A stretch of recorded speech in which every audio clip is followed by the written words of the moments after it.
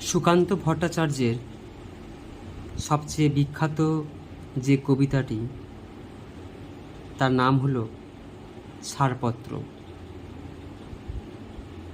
লিখেছিলেন সুকান্ত ভট্টাচার্য। কোনো এক শিশুকে কেন্দ্র করে, তাই শুরু করছি। যে শিশু ভূমিষ্ঠ হলো আজ রাত্রে, তার মুখে খবর পেলুম সে পেয়েছে ছাড়পত্র এক।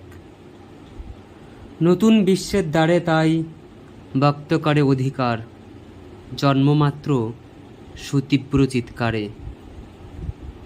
খর্বদেহ নিঃসহায়, তবু তার মুষ্টিবদ্ধ হাত উত্তোলিত, উদ্ভাসিত কি এক দুর্বোধ্য প্রতিজ্ঞায়। সে ভাষা বোঝে না কেউ, কেউ হাসে, কেউ করে মৃদু তিরস্কার। আমি কিন্তু মনে মনে বুঝেছি সে ভাষা। পেয়েছি নতুন চিঠি আসন্ন যুগের।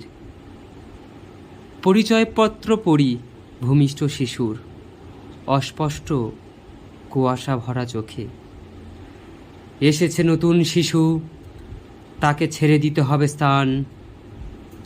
জীর্ণ পৃথিবীতে ব্যর্থ, মৃত আর ধ্বংসস্তূপ পিঠে চলে যেতে হবে আমাদের।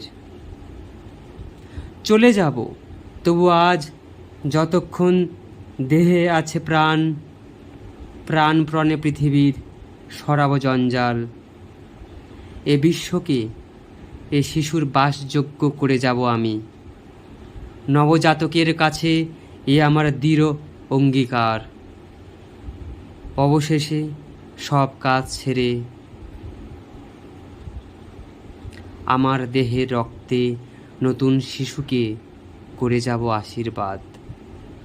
তারপর হব ইতিহাস। Thank you. My name is Piyush.